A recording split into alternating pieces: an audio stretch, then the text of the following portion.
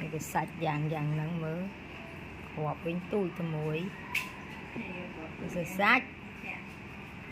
sách mớ lên khai vào con giặc cha họp đo cối họp mớ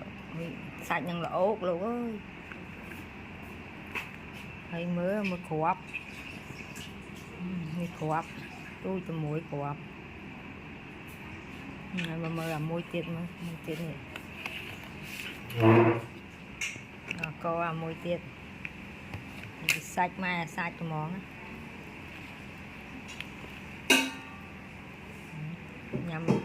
nhằm ở trong nhằm tiết nè rồi như phân nào đấy nè không chịu bát tay điện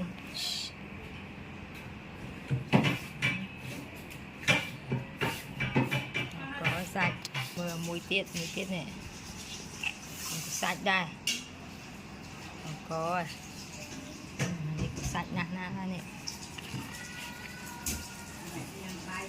mà nhâm bài đây nhâm từ đây không đó mà coi